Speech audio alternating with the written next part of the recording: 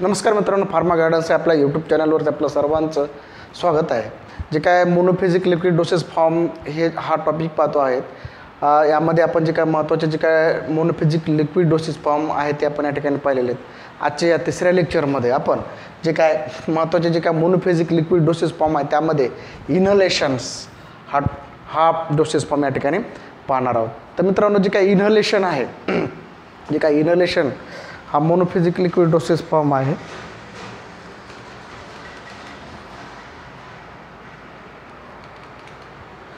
तर या ठिकाणी इनहलेशनमध्ये काय आहे की हा व्होलाटाईल सबस्टन्सेस या ठिकाणी याच्यामध्ये असतात.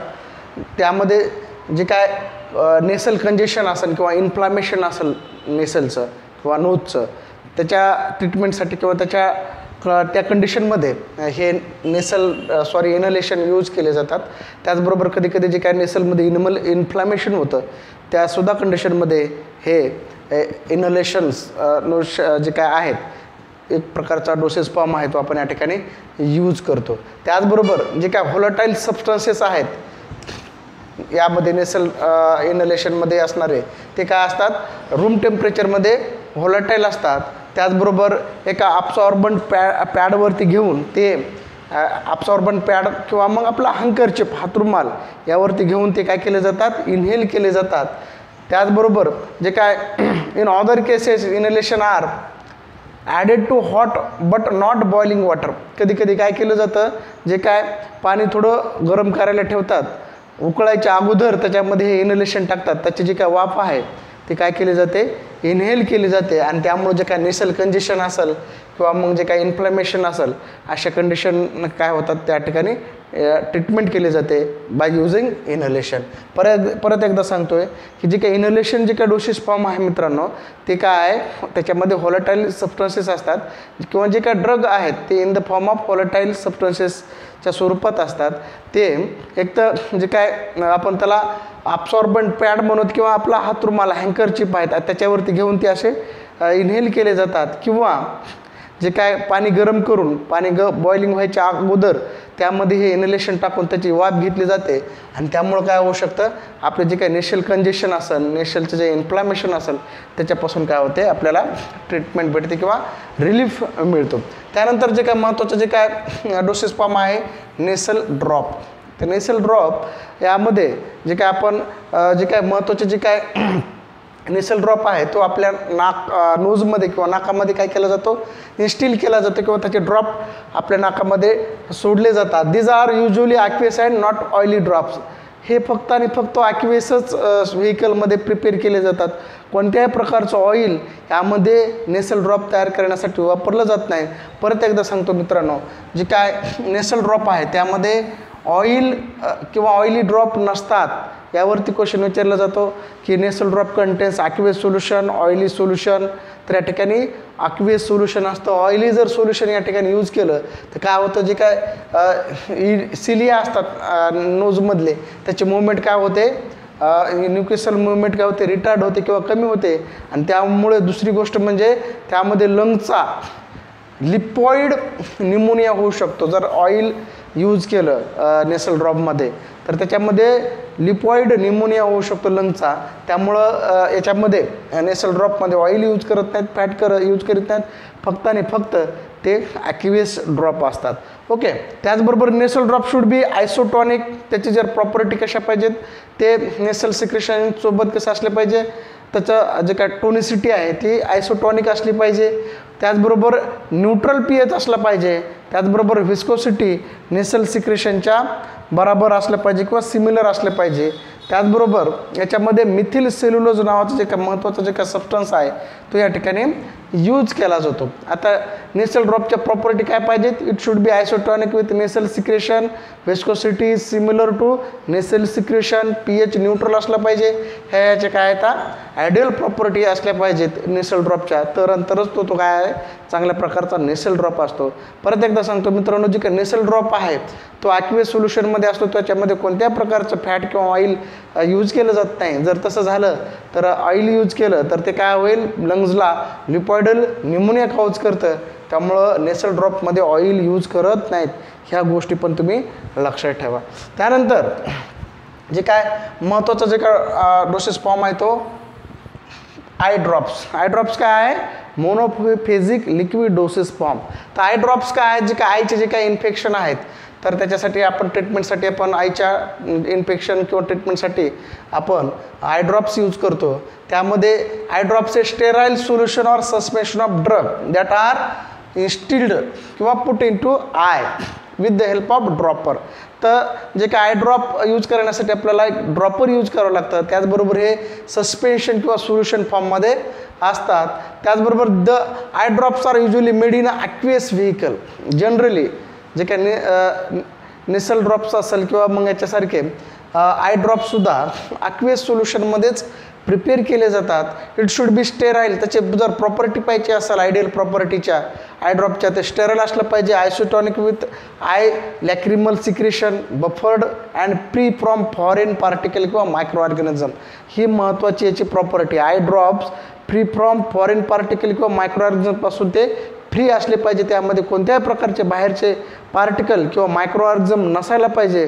जर असा बी क्वेश्चन ऑप्शन येऊ शकतं की ideal property of I drop यापैकी कोणती आयडियल प्रॉपर्टी नाही तर काय presence of micro organism foreign particle किंवा ह्या गोष्टी असेल तर ते काय असं चुकीचं आहे.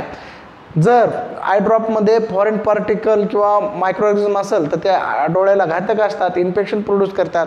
म्हणून जे काय आय ड्रॉप्स आहेत ते फ्री फ्रॉम फॉरेन पार्टिकल किंवा मायक्रो ऑर्गॅनिझमपासून फ्री असणायला पाहिजेत किंवा त्यामध्ये ते नसायला पाहिजे. त्याचबरोबर पार्टिकल असेल तर डोळ्याला काय होईल? इरिटेशन होईल, पेन होईल. त्याचबरोबर suitable preservative like phenyl mercuric nitrate.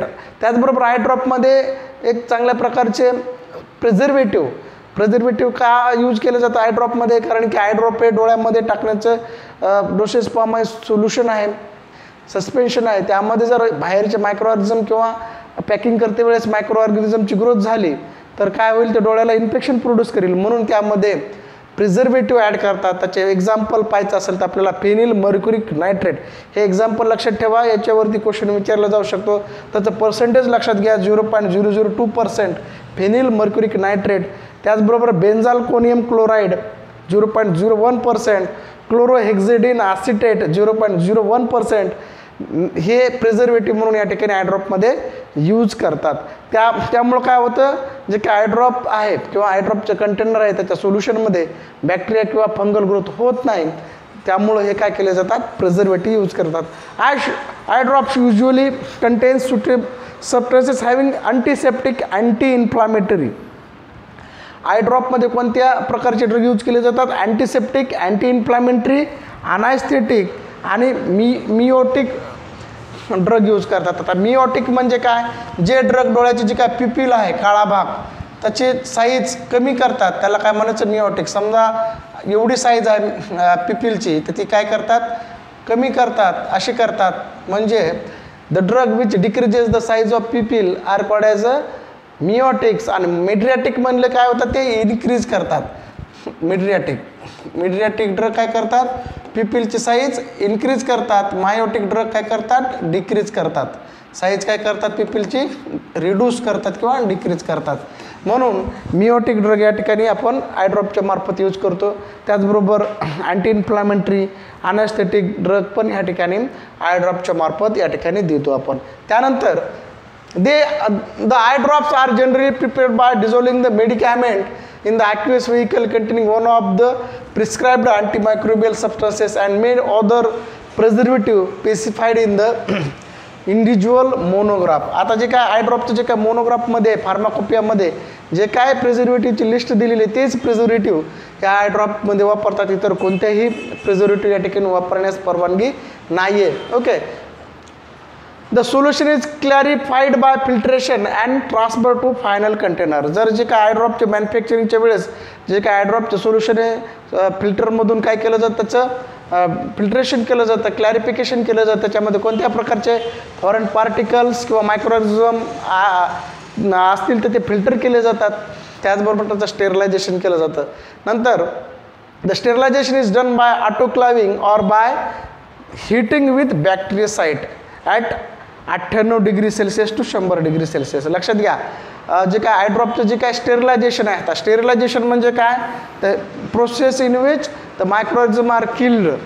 Sterilisation काय, अशी प्रोसेस आहे ज्यामध्ये मायक्रोऑर्गॅनिझम काय केलं जातात, केले जातात. त्यामध्ये त्याचे वेगवेगळ्या मेथड आहेत, physical method, chemical method, gaseous method.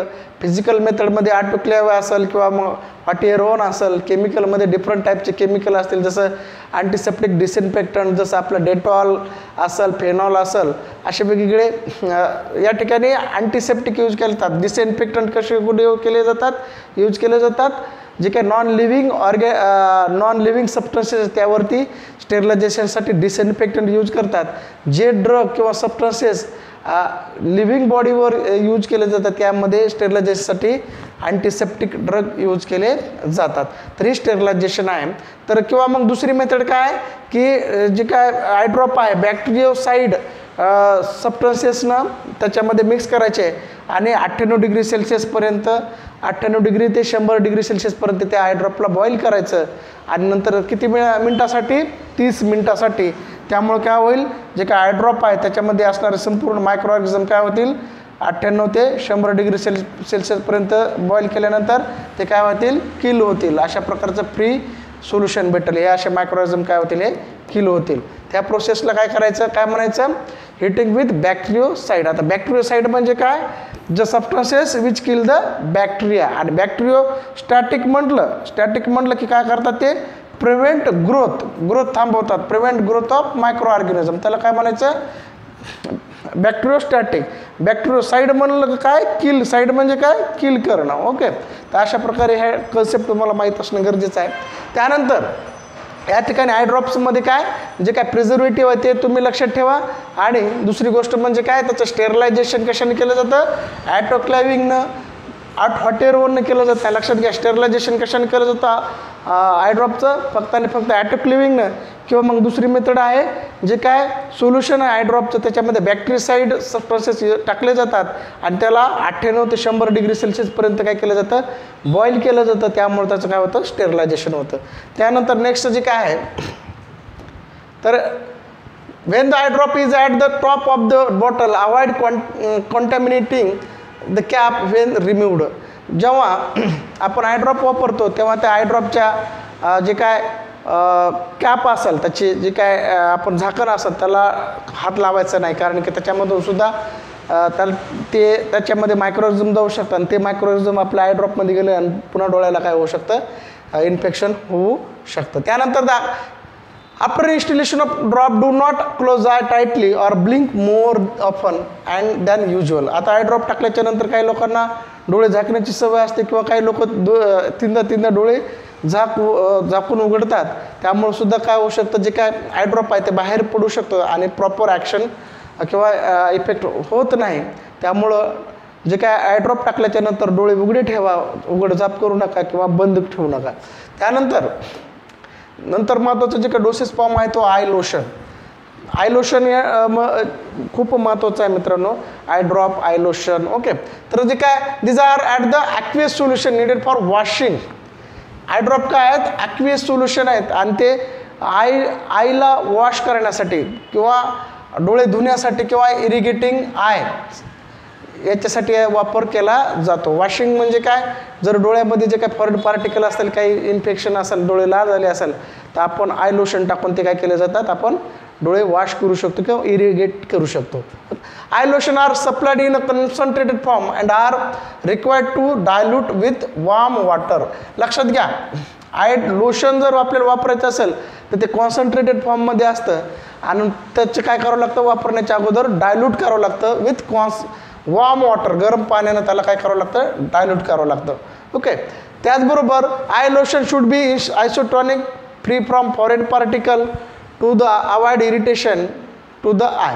आता जे काय आय लोशन असेल किंवा आय ड्रॉप असेल, याचे जे काय आयडियल प्रॉपर्टीज आहेत त्या सेम आहेत. त्याच्या आयसोटोनिसिटी कशी असली पाहिजे, लॅक्रिमल सोल्युशन्ससोबत सेम असली पाहिजे. त्याचबरोबर त्याच्यामध्ये कोणत्याही प्रकारचे बाहेरचे फॉरेन पार्टिकल किंवा आपण मायक्रोऑर्गॅनिझम नसायला पाहिजे. त्याचबरोबर त्याचा pH कसा असायला पाहिजे, न्यूट्रल असायला पाहिजे.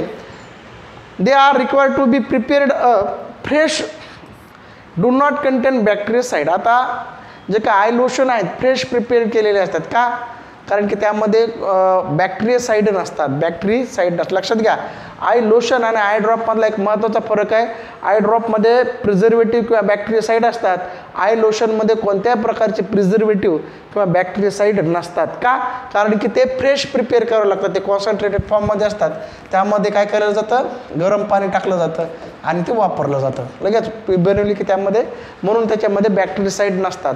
जर तुम्ही 2-3 तास अगोदर तुम्ही कॉन्सन्ट्रेटेड आय लोशनमध्ये पाणी टाकून ठेवलं नंतर वापरत असाल तर चुकीचं आहे, कारण की त्यामध्ये मायक्रोऑर्गॅनिझमची ग्रोथ होऊ शकते.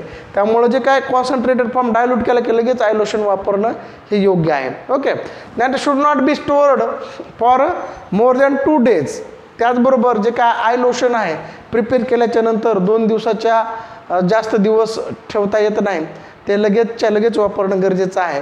त्याचबरोबर कारण की काय होतं, त्यामध्ये बाहेरचे मायक्रोऑर्गॅनिझम असेल किंवा मग पार्टिकल्स असतील मिसळतात, त्यामुळे त्याचं कॉन्टॅमिनेशन होतं, म्हणजे ते दूषित होतात. एक्झाम्पल जर पाहायचं असेल तर सोडियम क्लोराईड आय लोशन हे काय त्याचे एक्झाम्पल आहेत, सोडियम क्लोराईड आय लोशन. आता नंतरचं जे काय महत्त्वाचा डोसेस फॉर्म आहे एअर ड्रॉप. आपण एअर ड्रॉपला जे काय कानामधील जे काय मळ असेल किंवा मग आपण त्याला जे काय सिरुमेन असेल ते वॉश करण्यासाठी किंवा रिमूव्ह करण्यासाठी आपण जनरली एअर ड्रॉप्स वापरतो. तर एअर ड्रॉप्स काय आहेत, सोल्युशन, सस्पेन्शन आणि इमल्शन आहेत. आता सस्पेन्शन म्हणजे काय, इमल्शन म्हणजे काय आपण पुढच्या याच्यामध्ये पाहणार आहोत, परंतु एवढं लक्षात घ्या मित्रांनो, जे काही एअर ड्रॉप आहेत हे तिन्ही फॉर्ममध्ये आहेत, सोल्युशन, सस्पेन्शन आणि इमल्शनमध्ये. त्याचबरोबर जे काय ते कशासाठी यूज केले जातात, जे का कानामधला जे काही सिरुमिन आहे त्याला इयर वॅक्स म्हणून किंवा मग जे काय सेबेसियस प्लस सिरुमिनस ग्लँडचं सिक्रेशन त्याला काय आपण म्हणतो सिरुमेन असं म्हणतो. हे एक प्रकारचा मळ आहे, कानातला मळ आहे, त्याला आपण सिरुमेन म्हणतो. These are solution of drug that are instilled into the ear with dropper. याच्यासाठी सुद्धा ड्रॉपर वापरलं जातं. जिथं जिथं ड्रॉप आहे तिथं ड्रॉपर वापरलं जातं. जे काय ड्रॉप डोसेस फॉर्म आहेत त्याच्यामध्ये त्याचा वापर करण्यासाठी मग ड्रॉपर वापरलं जातं. त्याच्यामध्ये मग आय ड्रॉप असतील, इयर ड्रॉप असतील, या सगळ्यासाठी काय केलं जातं, ड्रॉपर वापरले जातात. Okay, these are generally used for cleaning the ear, softening the wax and for treating the mild infection. आता जर इयर ड्रॉपचे जर यूज पाहिजे असेल तर वॅक्स रिमूव्ह करण्यासाठी, त्याचबरोबर कान क्लीन करण्यासाठी किंवा मग इन्फेक्शन ट्रीटमेंट करण्यासाठी. जर कानाला एखादं इन्फेक्शन झालं असेल, जखम झाली असेल तर त्याच्यासाठी इयर ड्रॉप वापरले जातात. हे इयर ड्रॉपचे काय यूजेस आहेत. यूजेस काय असणार आहेत इयर ड्रॉपचे, कानातला मळ घालण्यासाठी, रिमूव्ह इयर वॅक्स, त्याचबरोबर कानाला क्लीन स्वच्छ करण्यासाठी. तिसरी गोष्ट, कानाला जर जखम झाला असेल, इन्फेक्शन झालं असेल, पू झाला असेल, अशा कंडिशनमध्ये इयर ड्रॉप वापरले जातात. Solution are generally prepared in water, glycerine, propylene glycol और डायल्यूट अल्कोहोल.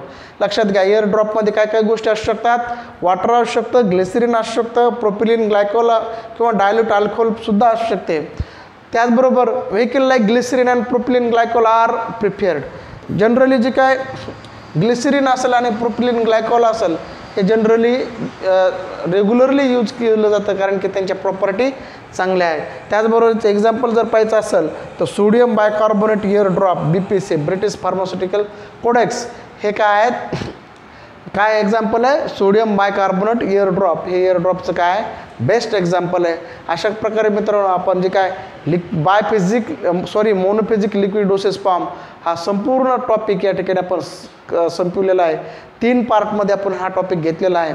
यामध्ये जे काय सर्वच गोष्टी आपण या ठिकाणी महत्त्वाच्या ज्या गोष्टी आहेत त्या ठिकाणी घेतलेल्या आहेत. कोणत्या प्रकारचा क्वेश्चन या परीक्षेवर विचारू द्या, या टॉपिकवर विचारू द्या, तुम्हाला तो सॉल्व करता आला पाहिजे. त्यामुळे या व्हिडिओला रेग्युलर पहा किंवा मग रिपीट पहा, म्हणजे तुमच्या सर्व कन्सेप्ट या ठिकाणी क्लिअर होतील. खूप महत्त्वाचे जे काय टॉपिक आहेत आपण बेसिकपासून सुरुवात करतो मित्रांनो. नंतर आपण याच्यावर MCQ पाहूयात. त्याचबरोबर आपले तुमचे क्वेश्चन आन्सर पण असेल. तुम्हाला काय क्वेश्चन असतील तुम्ही मला व्हॉट्सअपला विचारू शकता, कॉल करू शकता. त्याचबरोबर परत एक दुसरी गोष्ट सांगतो मित्रांनो की आपल्या चॅनलवरती आपण काय केलेलं आहे, जे काय जॉईन बटन आहे जॉईन मेंबरशिपसाठी अत्यंत कमी फीसमध्ये आपण जवळपास 90 रुपयामध्ये जे काय मेंबरशिप जॉईन करून घेत आहोत. आपल्याला या मेंबरशिप जॉईन केल्यामुळं जे काय महत्त्वाचे जे काही व्हिडिओ आहेत फक्त आणि फक्त जे जॉईन मेंबर आहेत त्यांनाच ते पाहता येतात, इतर कोणाला पाहता येत नाहीत. त्यामुळं अत्यंत कमी पैशामध्ये तुम्ही मेंबरशिप जॉईन करा आणि आपले जे काय सर्वच जे काय फार्मासिस्ट एक्झाम असतील, मग ती रेल्वे फार्मासिस्ट असेल, जे काय महाराष्ट्राच्या असतील, सेंट्रल गव्हर्नमेंटच्या फार्मासिस्ट एक्झाम असेल, किंवा मग जे काय डिग्री डिप्लोमाचे जे काय विद्यापीठाचे बोर्डाचे एक्झाम असेल, त्याचबरोबर जे काय ड्रग इन्स्पेक्टर एक्झाम असेल, सगळ्यासाठी आपण हे लेक्चर महत्त्वाचे आहेत. अत्यंत चांगल्या प्रकारे आपण नोट्स प्रिपेअर करून हे लेक्चर घेत आहोत. त्यामुळं तुम्ही जॉईन व्हा, इतरांना पण या ठिकाणी जॉईन करण्यासाठी प्रमोट करा, कारण की आपण रेग्युलर यावरती व्हिडिओ आपल्या चॅनलवरती टाकणार आहोत. त्यामुळं आपल्या मेंबरशिपला जॉईन करा, कारण की जेव्हा तुम्ही या ठिकाणी जे काय सबस्क्राईबचं बटन, व्हिडिओच्या खाली जे काय सबस्क्राईबचं बटन आहे त्या ठिकाणीच जॉईन बटन आहे, ते जॉईन बटनला क्लिक केल्याच्यानंतर तुम्ही मेंबरशिप जॉईन होऊ शकता. तुम्हाला फक्त थोडी फीस या ठिकाणी पे करावं लागणार आहे, कारण की मित्रांनो जे काय व्हिडिओ किंवा लेक्चर घेण्यासाठी आपल्याला मेहनत घ्यावी लागते. माझी काय टीम आहे, त्याचे पण काही गोष्टी आहेत. तर ह्या गोष्टी आपल्याला हे करण्यासाठी तुम्ही चॅनलला सपोर्ट करा आणि मेंबरशिपला जॉईन व्हा. या ठिकाणी आपण थांबूयात. चॅनलला सबस्क्राईब केलं तर सबस्क्राईब करा, मेंबरशिप जॉईन करा. जय हिंद, जय महाराष्ट्र.